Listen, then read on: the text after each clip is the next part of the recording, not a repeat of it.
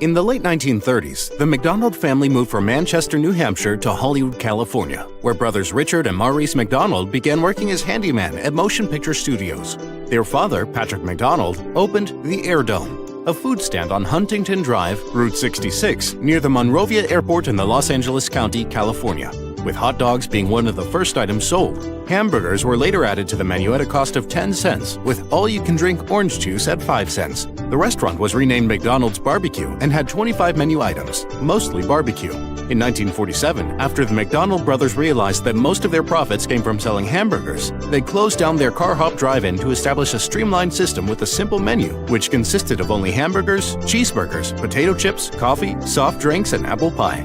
After the first year, potato chips and pie were swapped out for French fries and milkshakes. The car hops were eliminated, making the new restaurant a self-service operation.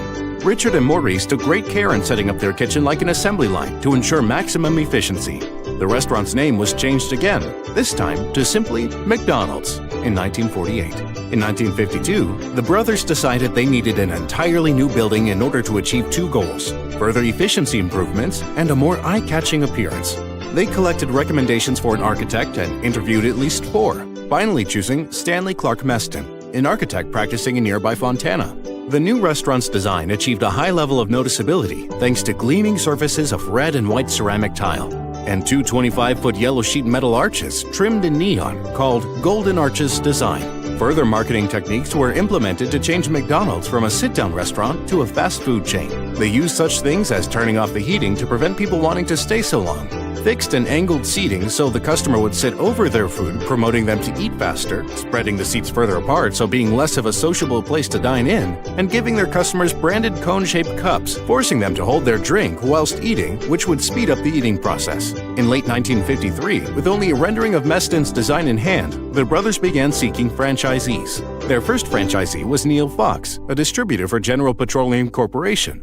Fox's stand, the first with Meston's Golden Arches design, opened in May 1953 at Central Avenue and Indian School Road in Phoenix, Arizona. Their second franchisee was the team of Fox's brother-in-law, who opened their stand in August 1953 in Downey, California.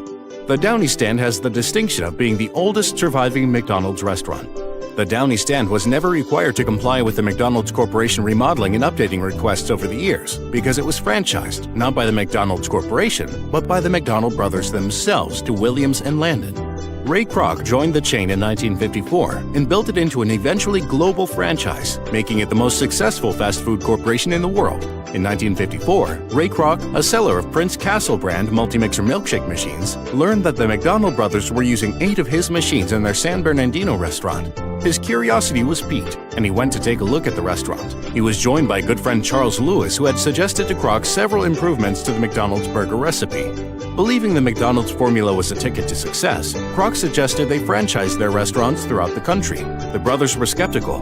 However, the self-service approach could succeed in colder, rainier climates. Furthermore, their thriving business in San Bernardino and franchises already operating or planned made them reluctant to risk a national venture. Kroc offered to take the major responsibility for setting up the new franchises elsewhere. He returned to his home outside of Chicago with rights to set up McDonald's restaurants throughout the country, except in a handful of territories in California and Arizona already licensed by the McDonald brothers. The brothers were to receive 0.5% of gross sales. Kroc's first McDonald's restaurant opened in April 1955 at 400 North Lee Street in Des Plaines, Illinois, near Chicago. The Des Plaines interior and exterior was painted by master painter Eugene Wright. Eugene was asked to come up with a color scheme, and he chose yellow and white, with dark brown and red being secondary trim colors. Those colors would go on to become the colors of all McDonald's franchises.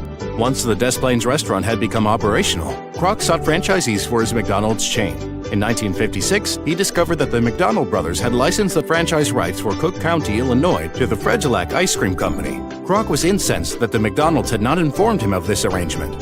He purchased the rights back for $25,000, $230,400 today, 5 times what the Fredillacs had originally paid, and pressed forward.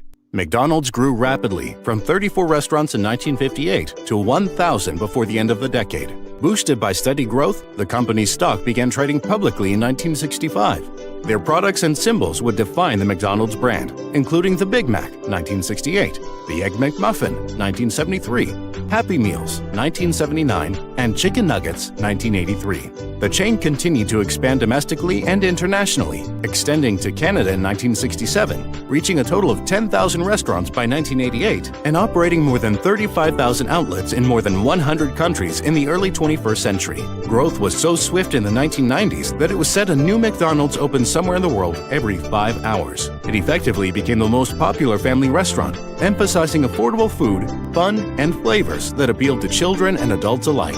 Thank you for watching. Please check out our other animated history shows, and don't forget to like, share, and subscribe.